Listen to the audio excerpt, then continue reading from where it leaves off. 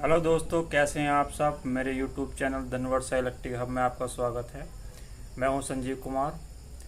आज हम आपको जो मॉस्किट किलर होता है, जो मच्छर मारने का जो बैट होता है, उसके बारे में पूरी जानकारी देंगे। एक ही वीडियो में आपको उसकी कार्यविधि, वर्किंग प्रिंसिपल, कैसे रिपेयर करना है, कहाँ कितने बोल्ट आते हैं, कोई कंपोनेंट ख़राब है तो कैसे पहचानेंगे, और उसकी जगह वो मार्केट में नहीं मिलता तो उसकी जगह दूसरा कैसे डालेंगे, इस वीडियो में आपको कंप्लीट जानकारी देंगे। अगर ये वीडियो आप ध्यान से पूरी देखते हैं तो मैं उम्मीद करता हूँ कि आप कोई भी मॉस्किट किलर जो बैट होता है उसको आसानी से रिपेयर कर सकते हैं। तो आइए चलते हैं अपने वर्कशॉप पर और करते हैं रिपेयर। ये हमारा मच्छर मारने का बैट है, मॉस्किट किलर।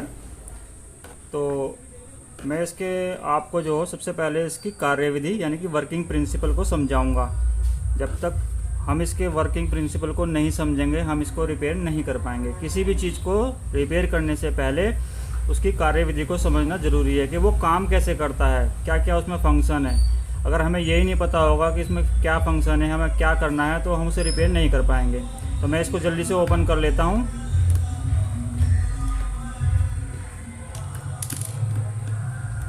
ओपन करके मैं आपको दिखाता हूँ ये कैसे काम करता है।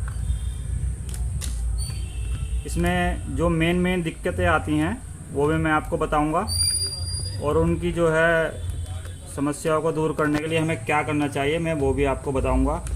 इसमें कहाँ कितने बोल्ट आते हैं, कहाँ एसी आते हैं, कहाँ डीसी आते हैं, वो सारी जानकारी आपको इस वीडियो में मिलेगी। इस वीडियो को देखने के बाद आपको किसी वीडियो को देखने की आवश्यकता नहीं पड़ेगी। तो इसका वर्किंग प्रिंसिपल मैं आपको बता रहा हूँ। ये देखिए, यहाँ से हमारी एसी इन होती है, न्यूट्रल फेज द्वारा एसी इन होती है। यहाँ हमारी एसी इस पीसीबी में आती है यहाँ पर। उसके बाद मैं इसको बाहर निकाल लेता हूँ, आपको अच्छे से समझाऊंगा। ये एसी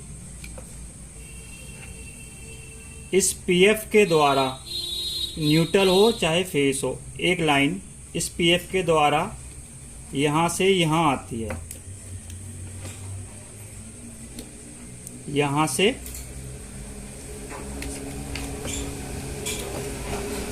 यहाँ आती है। और ये जो डायोड लगा हुआ है यहाँ पर, एक डायोड यहाँ पर लगा हुआ है, आप देख सकते हैं। मैं आपको यहाँ से दिखाता हूँ। ये डायोड लगा हुआ है। ये एसी लाइन यहाँ से इस पीएफ से यहाँ आई और इस डायोड पर आई। ये डायोड यहाँ से यहाँ हमारी जो है एसी को डीसी बना रहा है। जिधर ये वाइट निशान है, ये कैथोड है। इधर से हमारे जो है प्लस निकलते हैं, पॉजिटिव निकलते हैं। तो इसमें क्या होता है कि दो डायोड न्यूट्रल से और दो डायोड फेस से जुड़े हुए होते हैं। मैं आपको दिखाने की कोशिश करूंगा। मैं ये तार हटा देता हूं, फिर हमें इसमें काम करने में आसानी होगी। मैं आपको इस पे दिखाता हूं। आप यहाँ देख सकते हैं, ये पीएफ यहाँ से यहाँ आया और यहाँ से ये डायोड में करंट आया एसी, और इसने यहाँ डीसी बना दिया। ऐसे ही एक लाइन ये है, यहाँ से फेस अंदर होता यहाँ आया और यहाँ से एसी आई और इसने फिर जो है डीसी बनाया। ये पॉजिटिव, ये दोनों पॉजिटिव बना रहे हैं और ये दोनों नेगेटिव बना रहे हैं। तो ये दो डायोड पॉजिटिव बना रहे हैं, ये दो डायोड नेगेटिव बना रहे हैं। ये एसी को डीसी बनाने के बाद यहाँ पर लाते हैं। तो यहाँ पर आपको कितने बोल्ट चेक करने हैं। अगर ये बैटरी लगी हुई है तो यहाँ 4 बोल्ट या 5 बोल्ट मिलेंगे। अगर मैं इस बैटरी को यहाँ से हटा दूँ और फिर उसके बाद आप इसको यहाँ अगर बोल्ट चेक करेंगे तो आपको 300 बोल्ट से लेकर 180 बोल्ट और 300 बोल्ट के बीच में मिलेंगे। अब आप कहेंगे कि हमें तो 4 बोल्ट चाहिए बैटरी को चेक करने के लिए। तो किसी भी बैटरी को चार्ज करने के लिए ये निर्भर करते हैं कि उसको कितने एम्पियर की बैटरी है। जितने एम्पियर की बैटरी होती है उसी के हिसाब से ये डायोड लगाए जाते हैं। छोटी बैटरी है, 1.5 एम्पियर की बैटरी है, ये 4 वोल्ट की है। तो 1.5 एम्पियर को चार्ज करने के लिए ये डायोड काफ़ी है। अगर बड़ी बैटरी होती तो बड़े डायोड होते, और बड़ी बैटरी होती तो इनकी जगह ट्रांजिस्टर होते, ऐसे ट्रांजिस्टर। और ज़्यादा बड़ी बैटरी होती तो इसमें फिर मॉसफेट लगाते जो इनसे बड़े होते हैं। तो बैटरी के ऊपर ही निर्भर करता है इन डायोडों का होना। तो बैटरी छोटी सी है, छोटे से डायोड से हमारी एसी डीसी बनेगी और यहाँ डीसी आ जाएगी। जैसे हम 4 वोल्ट की बैटरी यहाँ लगाते हैं तो यहाँ ऑटोमेटिकली बैटरी के वोल्ट ये सेंस होंगे और ये 4 या 5 वोल्ट डीसी निकालना चालू कर देगा। आपको अगर इसको बेहतर बनाना है तो आप यहाँ पर 470 UF 25 वोल्ट का एक कैपेसिटर लगा सकते हैं।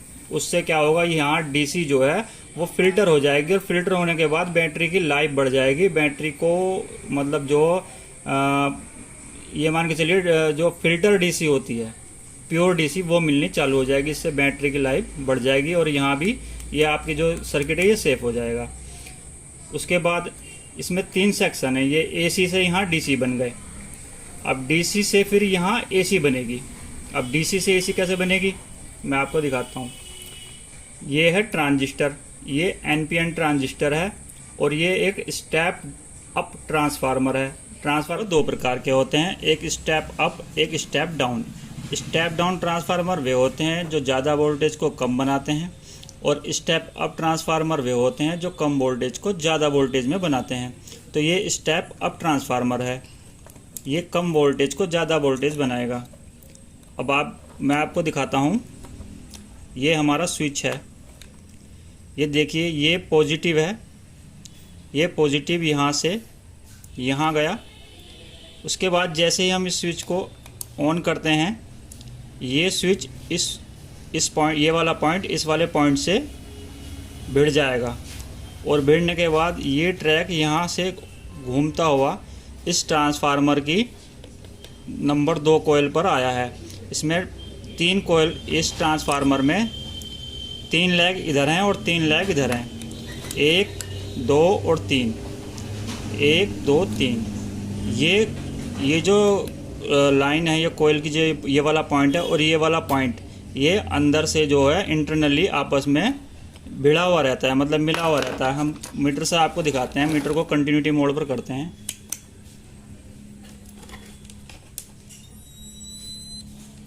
ये देखिए,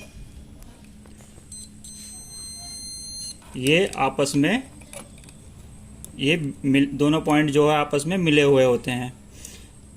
ये जो हमारा स्विच है, जब हम इसे प्रेस करते हैं, इस स्विच को जैसे ही हम प्रेस करते हैं तो ये जो पॉइंट, ये जो 4 वोल्ट हैं माइनस वाले, ये आप देख रहे होंगे, ये माइनस वाले हैं। ये दिखाऊंगा आपको, ये माइनस पॉइंट है। ये माइनस पॉइंट इस स्विच से होते हुए इस स्विच पर रहते हैं। जैसे ही हम इस स्विच को प्रेस करते हैं तो ये 4 वोल्ट जो माइनस के हैं वे यहाँ आ जाते हैं और यहाँ आने के बाद ऐसे होते हुए इस ट्रैक से होते हुए ट्रांसफार्मर की इस कोयल पर आते हैं। ये कोयल और ये कोयल आपस में मिली हुई है, जैसे कि मैंने आपको अभी दिखाया है। ये कोयल इस ट्रांजिस्टर के, ये ट्रांजिस्टर आप देख रहे हैं, इस ट्रांजिस्टर के बेस पर मिले हुए होते हैं। ट्रांजिस्टर का बेस इस 5 वोल्ट निगेटिव से मिला हुआ है इस स्विच के द्वारा। जैसे ही हम स्विच को प्रेस करते हैं, ये 5 वोल्ट यहाँ आते हैं और इस ट्रैक से होते हैं इस कोयल पर आते हैं। ये कोयल इससे मिली हुई है, तो ये वोल्ट यहाँ आने के बाद इसके बेस पर आ जाते हैं। अब ये जो बोल्ट हैं, यहाँ पर एक जो ट्रांजिस्टर लगा हुआ है, ये क्या करता है, ये जैसे ही हम प्रेस करते हैं तो ये निगेटिव वोल्ट हैं और इस पे जो है ये पॉजिटिव वोल्ट हैं। ये पॉजिटिव वोल्ट, जैसे ही हम इसको ट्रांजिस्टर को 4 वोल्ट देते हैं, ये ट्रांजिस्टर स्विचिंग करता है, ऑन ऑफ होता है। ये 1 सेकंड में 50 बार ऑन ऑफ होता है। हम इसे मल्टीमीटर से चेक नहीं कर सकते। इसे चेक करने के लिए हमें DSO की आवश्यकता होती है। जैसे ही ये ट्रांजिस्टर ऑन ऑफ करता है, स्विचिंग करता है, तो ये जो ट्रांसफार्मर है, इसकी जो प्राइमरी वाइंडिंग है, जिसकी 2 कोयल हैं, ये आपस में मिली हुई होती हैं। मल्टीमीटर में आप देख सकते हैं डीप रेंज पर। तो ये आपस में मिली हुई होती हैं। यहाँ ये एसी बोल्ट पैदा करते हैं। एसी बोल्ट कितने बोल्ट पैदा करते हैं? ये 160 170 बोल्ट एसी के यहाँ दोनों पॉइंट पर बनते हैं। आपको यदि चेक करना हो तो मल्टीमीटर को आप एसी पर करके एक क्रॉप यहाँ रखिए और एक क्रॉप इस पे रखिए या इस पे रखिए, आपको 160 या 170 बोल्ट यहाँ मिलेंगे। उसके बाद आपको मल्टीमीटर की एक क्रॉप यहाँ रखनी है और फिर दूसरी क्रॉप यहाँ रखेंगे तो आपको 160 170 की जगह 260 या 270 बोल्ट मिलेंगे। ये मैंने पहले ही बताया था, ये ट्रांसफार्मर स्टेप अप ट्रांसफार्मर है। ये कम से कम 80 से 100 बोल्ट ज़्यादा बना देगा इधर। तो ये निगेटिव है और जैसे मैंने बताया था ये आपस में मिले हुए हैं दोनों पॉइंट, लेकिन ये दोनों जो पॉइंट है ये आपस में मिले हुए नहीं है। आप देख सकते हैं मल्टीमीटर में बीप रेंज नहीं आ रही है, ये कोयल की जो है रेजिस्टेंस आ रहा है यहाँ पर। अब इस डीसी को इस ट्रांजिस्टर ने एसी बना दिया, इस एसी को इस ट्रांसफार्मर ने ज़्यादा बनाकर 160 बोल्ट को 260 या 280 बोल्ट में कन्वर्ट कर दिया। हमारे दो सेक्शन कंप्लीट हो गए, एक एसी से डीसी बनाने का और दूसरा डीसी से एसी बनाने का। अब तीसरा सेक्शन है हमारा इस एसी को फिर से डीसी बनाने का। तो जैसे मैंने आपको बताया है कि ये दोनों आपस में भिड़े हुए नहीं हैं, तो हम ये क्या करते हैं, कंपनी वालों ने जो बनाया है इसको, इसमें ये एक डायोड लगाया है। मैं आपको दिखा देता हूँ। एक डायोड है, डायोड का काम है एसी को डीसी बनाना। मैंने जैसे पहले बताया था ये कैथोड है हमारा। इधर जब लाइट आएगी, एसी आएगी, तो इधर जो बोल्ट निकलेंगे वो निगेटिव बोल्ट निकलेंगे। ये हमारे निगेटिव बोल्ट जा रहे हैं यहाँ पर, ये सीधे निगेटिव बोल्ट यहाँ पहुँच रहे हैं। उसके बाद इसकी जो ये वाली लेग है, यहाँ से एक पीएफ लगाकर इस लेग को यहाँ से एक पीएफ लगाया, एक पीएफ ये पीएफ जो है ये दोनों में लगा हुआ है, नेगेटिव और पॉजिटिव के बीच में लगाया है सेफ्टी के लिए। ये ट्रैक इस डायोड से यहाँ नेगेटिव बना रहा है और जो ये वाली कॉइल की जो ये लेग है ये यहाँ आई और यहाँ से जो है आप देखेंगे ये दो डायोड लगे हुए हैं। ये दो डायोड लगे हैं, ये जो है पॉजिटिव बना रहे हैं यहाँ पर, यहाँ से यहाँ पॉजिटिव आ रहा है।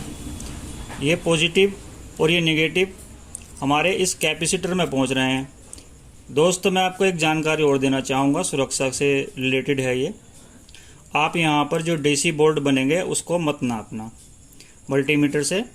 मैंने एक रैकेट पहले रिपेयर किया था, तो मैंने मल्टीमीटर से यहाँ बोल्ट चेक किए थे। तो आप जितनी देर इसको प्रेस करके रखेंगे स्विच को, तो ये बोल्ट बढ़ते चले जाएंगे और ये बोल्ट लगभग 1000 डीसी बोल्ट से भी ऊपर पहुँच सकते हैं। मेरा ये मल्टीमीटर 1000 बोल्ट डीसी पर है, आप देख सकते हैं इसमें 1000 बोल्ट डीसी है। ये मल्टीमीटर मैंने 1000 बोल्ट डीसी पर करके और इन बोल्ट को चेक करने का कोशिश की थी, तो मेरा ये मल्टीमीटर ख़राब हो गया है। ये मल्टीमीटर अब केवल कंटिन्यूटी शो करता है, बाकी कोई काम नहीं करता। तो आप ऐसे चेक ना करें इसके बोल्ट। आपको कैसे पता लगेगा यहाँ हमारे जो डीसी बोल्ट बन रहे हैं या नहीं बन रहे हैं? तो मैं आपको बता दूँ, इतना सेक्शन आप चेक करने के बाद अगर आपके यहाँ डीसी बोल्ट नहीं बनते तो आपको क्या चेक करना है? सबसे पहले एसी से हमें डीसी बनानी है। तो अगर आपके यहाँ आप चेक करते हैं यहाँ 4 बोल्ट नहीं बन रहे हैं, तो आपको ये डायोड चेंज कर देने हैं। ये डायोड आपको चेक नहीं करने, क्योंकि इनको चेक करने में आपको दिक्कत हो सकती है। ये सीरीज़ में लगे हुए होते हैं और ये ज़्यादा कॉस्टली नहीं होते, बहुत महंगे नहीं होते। ये 1 रुपये या 2 रुपये का एक डायोड होता है। आप इनको चेंज कर दीजिए। चेंज करने के बाद ये जो पीएफ है इसको देख लीजिए, अगर ये फटा हुआ फूला हुआ नहीं है और इसमें जो है मल्टीमीटर को कंटिन्यूटी पे करने के बाद अगर इसमें जो है बीप रेंज नहीं आ रही है, बीप नहीं आ रही है, तो ये सही है, ठीक है। उसके बाद आप ये चेंज कर देंगे और ये फूला फटा हुआ नहीं है, सही है, तो आपके यहाँ 4 बोल्ट जो है बनने शुरू हो जाएंगे बैटरी को लगाने के बाद। बिना बैटरी के मैंने आपको बताया है 300 के आसपास वोल्टेज यहाँ आते हैं। इतना सेक्शन होने के बाद यदि फिर भी आपके डीसी बोल्ट नहीं बन रहे हैं तो आपको क्या करना है, आपको ये ट्रांजिस्टर है, ये एनपीएन ट्रांजिस्टर है। मैं इसका नंबर देखता हूँ, ये D9FE, ये ट्रांजिस्टर आपको मार्केट में नहीं मिलेगा। तो आपको क्या करना है, आपको इसकी जगह BD139 139 BD139 ट्रांजिस्टर यहाँ लगा देना है। वो आपका जो है प्रॉपरली काम करेगा। उसमें आपको बस इसकी लैग चेंज करनी है। जैसे ये लगा हुआ है, अगर हम जैसे ये लगा हुआ है, इसका ये बेस है, ये कलेक्टर है, ये एमीटर है। तो उसमें जो है बेस आपको इधर लगाने के लिए उसको घुमा कर लगाना होगा। मतलब ये जो सिल्वर दिखाई दे रहा है इधर, ये सिल्वर आपका जो है इस साइड में आएगा। आपको घुमा कर लगा देंगे BD139, तो आपका ये वो ट्रांजिस्टर इसमें काम करेगा। ट्रांजिस्टर लगाने के बाद आपकी जो ये प्रॉब्लम है ये 100% सॉल्व हो जाएगी, क्योंकि ये ट्रांसफार्मर जल्दी से ख़राब नहीं होता। ट्रांजिस्टर बदलने के बाद आपका बैट चालू हो जाएगा। यदि आपका बैट चालू होने के बाद आपके सामने ये समस्या आती है कि आप इसको चेक करते हैं, तो यहाँ जैसे आप शॉर्ट करते हैं, इनको आपस में शॉर्ट करते हैं, तो जो मच्छर मारने की जो आवाज़ होती है, शॉर्ट सर्किट जिसे बोलते हैं, वो यदि बहुत कम है तो आप क्या करेंगे, आप ये जो PF है, ये PF चेंज कर देंगे। आप देख सकते हैं इसमें ये PF भी फटा हुआ है। ये PF इसलिए फट जाता है, इसके अंदर 1000 DC बोल्ट आते हैं, और जैसे ही हम इसको ये ऐसे टच करते हैं या जो मच्छर वगैरह हम इसमें मारते हैं, उससे क्या होता है, ये डिस्चार्ज होता है। तो बार बार चार्ज होने से और बार बार डिस्चार्ज होने से ये ख़राब हो जाता है। अधिकतर इसमें जो समस्या आती है वो 3 तरह की समस्या आती है। AC से DC नहीं बनती, तो ये चारों डायोड चेंज करने हैं। दूसरी समस्या आती है कि यहाँ DC तो बन रही है, 4 बोर्ड तो आ रहे हैं, लेकिन हमारा ये रैकेट काम नहीं कर रहा है, तो ये ट्रांजिस्टर ख़राब होता है। ये ट्रांजिस्टर आपका सही है तो इसमें जो है बटन दबाने के बाद इसमें जो है आवाज़ कम आएगी, धीरे धीरे आएगी। अगर ये बटन दबाने के बाद इसमें आवाज़ आ रही है, धीरे धीरे आ रही है, तो सबसे पहले आप ये PF बदल दीजिए। PF बदलने के बाद ये आवाज़ बहुत ही तेज़ हो जाएगी, क्योंकि नया PF आ जाएगा। अगर PF बदलने के बाद भी ये आवाज़ तेज़ नहीं होती, तो आपको ये ट्रांजिस्टर बदलना ही है। ये ट्रांजिस्टर ख़राब है। ये डायोड कभी ख़राब नहीं होते। ख़राब जो इसमें होते हैं ये डायोड 4, ये सही है, तो ये ट्रांजिस्टर, बस ये डायोड, ये ट्रांजिस्टर और ये PF, ये 3 सामान इसमें ख़राब होते हैं। आप इनको अच्छी तरह से चेक करके इनको बदल दीजिए, आपका ये ठीक हो जाएगा। तो अब नेक्स्ट वीडियो में मैं इसमें आपको बोर्ड चेक करके बताऊंगा, और इसका मैंने एक सर्किट डायग्राम तैयार किया हुआ है। मैं वो सर्किट डायग्राम आपको वीडियो में दे दूंगा। आप उसका सर्किट डायग्राम को आप उसका स्क्रीनशॉट ले लेना, जो आपके भविष्य में काम आएगा। तो दोस्तों, आपको ये वीडियो कैसी लगी कमेंट में ज़रूर बताएं, और आपको कोई और जानकारी इसमें चाहिए या आपको लगता है कि मैं कुछ भूल गया हूँ जो बताना, तो आप कमेंट कीजिए। मैं नेक्स्ट वीडियो में उसको कवर करने की कोशिश करूँगा। तो मिलते हैं नेक्स्ट वीडियो में, तब तक के लिए नमस्कार।